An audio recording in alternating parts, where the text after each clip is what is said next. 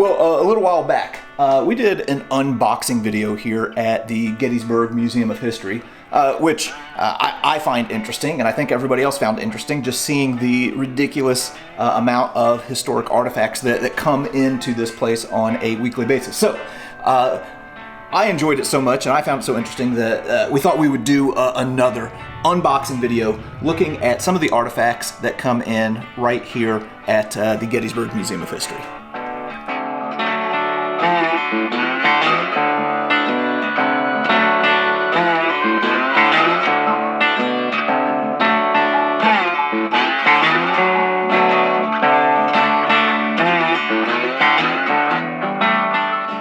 So by popular request, we're going to do another unboxing video. We did one a little while back, and it seemed to be a popular video, and we got a lot of positive comments on it. Every day cool stuff comes into the museum, and whether it's something for the museum or something for resale on our website, we get a lot of cool stuff every day. And I saved the things that came in the last couple of days here so we could do a decent unboxing. But the one I've been really excited about is I got a package from my publisher. And it's the publisher for the Ronald Spears book, Fierce Valor. And I was thinking, maybe it's a royalty check. I haven't gotten one of those in a while. Maybe they're all going to Jared's house or something. But I can't wait to open this. I'm going to tear it open right now.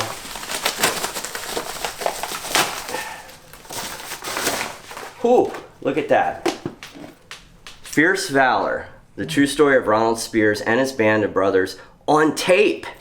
This is like a CD version, and I did not know this was coming out. I know it was available on, audiobook and all that kind of stuff, but this is, I guess, the true CD for the old school people that still have CD players. Yeah, really cool. Read by, can't quite make that out, Charles Abel. So now you can buy Fierce Valor on tape. And, if it's tape, that is really old school. I mean, CD, sorry. We'll get nailed on the comments for that. On CD. So that's really cool. It's neat to have that. You know, they did the same thing with Hang Tough. They made a CD version of it also. Very, very cool. I'm just going to open it real quick and check it out. Oh yeah, there it is. CD. Wow, multiple.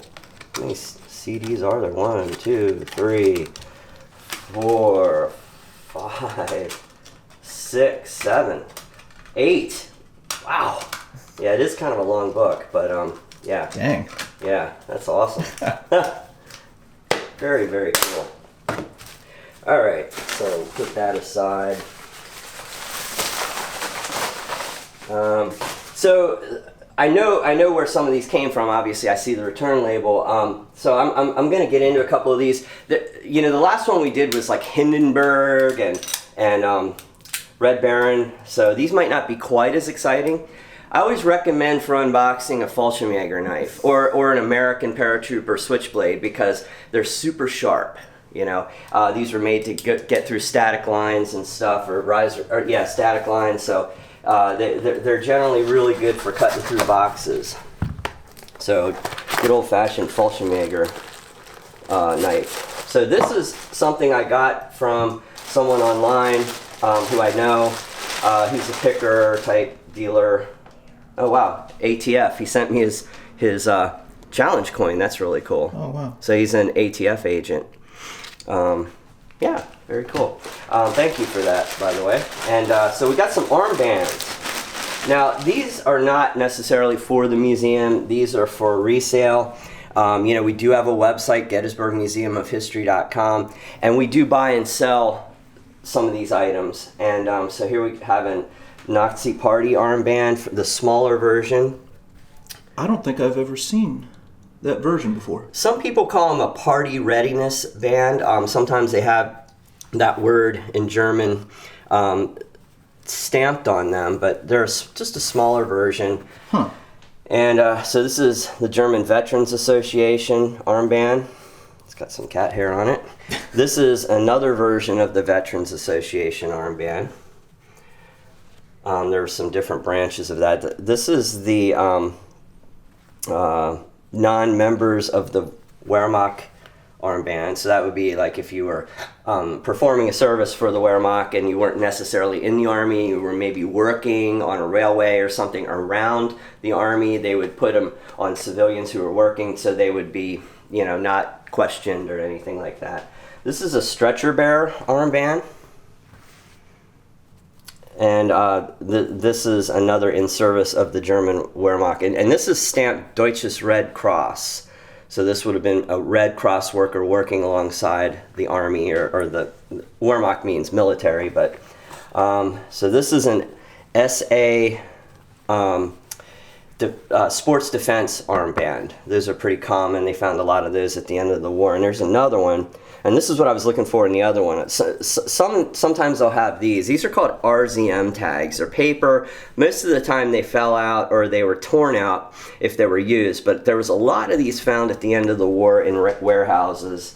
And that's what this looks like. It's very pristine. It doesn't look all soiled like this one. So this was probably one that was never worn, but it was brought back by a vet.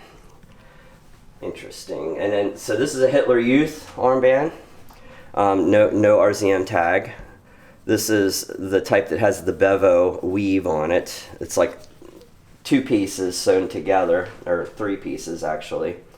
So this is a NSDAP armband, and I believe this stripe here means like SA Reserve or something like that. These are a little more rare than the typical Nazi Party armbands. And again, this has a bevo centerpiece that's sewn on, but this extra piece, you know, sometimes you see the ones with black, and those are SS. This is SA Reserve, I'm pretty sure. This is a regular Nazi Party armband. Again, no RZM tag. A little bit of staining on there. And this is a multi-piece. It's made out of several pieces of material. And these are very popular on our website right now. We can't keep Nazi Party armbands in stock, so you know, collector dealers, if you have extra ones, we'd be willing to buy them from you, because we just can't keep them in stock, and that's why I bought this collection from this guy. Here's another party armband with a bevo centerpiece, another one basically the same, and another one. And none of these have, oh, this has somebody's inventory number in it, but no RZM tag on that. So this is just some armbands I bought from a collector friend, and you know, typical of the stuff that comes in. This will all be on the website. Probably by the time this video drops, they'll be gone already, but we do keep this stuff in stock as much as possible.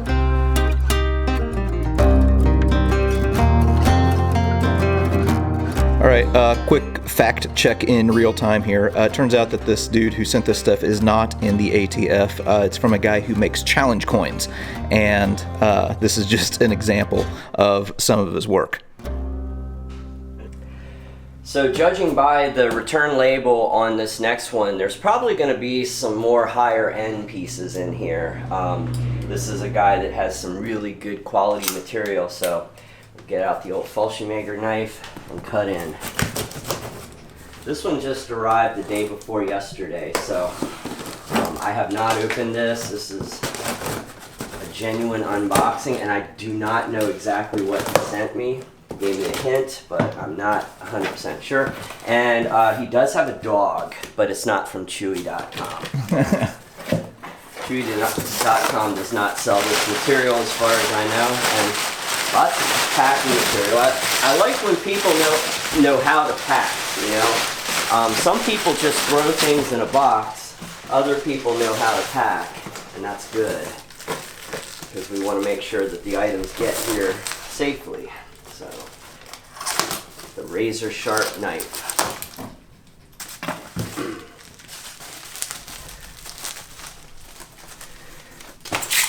Lots of bubble wrap.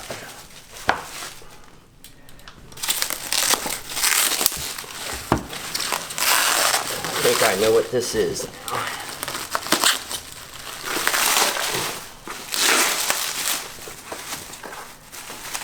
This is going to be a good one.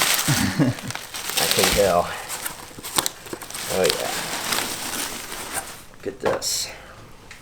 Adolf Hitler signed photo. Holy large smokes. format. The nice dark ink signature. Signed in, looks like 38 maybe. It's hard to read. Dang. Yeah, that's a great piece. I believe he wants me to try to sell this for him, probably privately, perhaps on the website. But the problem is when I see an item like this that I'm supposed to sell for someone and it's so exquisite, I end up buying it myself. This is a really, outstanding signed photograph. Most of them are the smaller format. But yeah, this is a big one, and I mean the signature on there is just about as good as it gets. I'd say a 9 out of 10. It has a slight smudge there, but I mean it's very dark, very bold, no fading in the ink. Obviously that was done with fountain ink, but just an outstanding example of a Hitler signed photograph. There's not anything else in here. Oh, nope, that was it. I thought maybe there was something else in here. Oh, maybe it's in here? I don't know. Nope, okay. He had hinted that he may send something else, but looks like this is the only thing in this box. But still, really great piece, and probably might have to end up keeping that one. I don't know. A few other quick things about this photo. This is probably unnecessary, but just in case, we do want to be clear that whenever we are using terms like exquisite or amazing or anything like that, we're talking about the quality of the artifact, not the quality of the individual. Obviously, Hitler was a terrible, monstrous human being, but in looking at this photo, well, we can see down here in the lower right-hand corner, this is a Hoffman photo. This was the photographer who was preferred by Hitler. So a lot of the famous portraits that you see of Hitler were taken by Hoffman. And then if we look down here, now full disclosure, Eric and I don't read German. I know a little German, not much, but a little bit. But I believe this says Berlin, and then it says 8th of March, 1938. Now, what really makes that kind of historically significant, that was about 3 or 4 days before Germany annexed Austria. So Hitler signed this photo knowing full well what was getting ready to happen there in Europe. He was getting ready to make some pretty big moves. And one thing, Eric and I were talking off camera, contacted the guy who is consigning this photo, and he deals with this stuff quite a bit, and said that something of this size is really quite rare as far as the photo and it being signed. But definitely a historic artifact that has a little bit of gravity whenever you know when it was signed. So this next box is coming from one of my collector dealer friends, and again, I can see who it came from, so I kind of know what's in here. But this will probably be more small items for the website. Get my trusty Fallschirmjäger knife, and let's cut into here and see what's going on. Now, this guy has a tendency to pack every little piece and individually wrap it with newspaper, so this might be a little painful to go through, so we'll have to see how it goes. And he's really good at packing and putting a lot of tape and making things very secure. There we go, that's better. And he recycles boxes, that's kind of cool, huh? But yeah, he uses a lot of newspaper. Let's see what we can do here. Here we go. There's an Iron Cross Second Class, 1914. Here's some War Merit Cross Second Classes. Now these are the kind of staple items that we sell on our website all the time. We try to keep these in stock. They're the more common medals, and we buy and sell these all the time. Now I remember in this collection there's a lot of Russian front medals, so there we go. Those are one of our most popular items. This is for the Eastern Front, you know, an award if you fought there. So a lot of German soldiers got this medal. And it's cool because it's a true military award, and a lot of people really like it. It's got great imagery on it. It has the eagle with the swastika, and then I always like this. It has the helmet there with the stick grenade. So it's got really great imagery, and then it has about the Eastern Front and the dates on the back. So we have more of the small type armbands, the NSDAP, like there was in the other box. Here's another Veterans Association armband. Some more War Merit Crosses, second class. How much did he pack in that little box? This has the wrong ribbon on it, so you see that sometimes, you know, for whatever reason, whether a vet did that or what, but that's not the correct ribbon. I didn't notice that when he sent me pictures, but that's fine. I'll probably remove that, and you know, because I don't like selling things with the incorrect ribbon on. But anyway, there's a bunch of them. These are the later versions in zinc. They made them in both. Here's on the War Merit Cross second class with swords. These are the bronze versions. Some of these were made in bronze, like this has a bronze one. This is zinc, and it would have a bronze wash, but it's worn off. So this is the later version. Yeah, he puts a lot in a little box, and I think it's cool how he like recycles boxes. He like turned it inside out, and nothing wasted here. Here's a political leader's belt. This is belt buckle. That's pretty neat. Nice eagle there. Very, very exquisite looking. There's that word again. Just a well-made piece, and it's got the RZM code here. The RZM number is there, or the RZM logo is there, and then it says M4118, and that's a manufacturer's code, and so we can look that up. I don't, you know, there's 200 or so makers of this stuff, so but there's a key that I have in our database, and we can look it up and find out who made this piece, and if we sell this on the website, what we'll do is we'll look that up, and then we'll put the maker in the description. But I always thought these were very, you know, very nice looking belts. You know, it's very high quality. You know, the Germans for the most part had very high quality stuff. I think that's all that's in this box. But, you know, again, this is typical of what comes in here. You know, we sell this kind of material on the website. And if you have this kind of material, we're always looking for it. Whether it's for the museum, you know, if you have a great piece like the Hitler autograph for the museum, we're interested. But even if you have small items like this, we buy and sell it all the time. That's how we finance the museum. You know, our museum's free.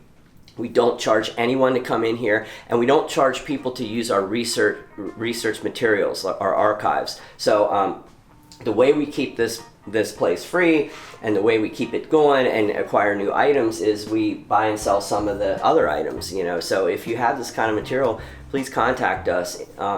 Email us photos, info@GettysburgMuseumofHistory.com. If you're interested in perhaps buying some stuff that's authenticated by us, 100% guaranteed to be authentic. We vet everything that comes through here. Go to our website, GettysburgMuseumofHistory.com.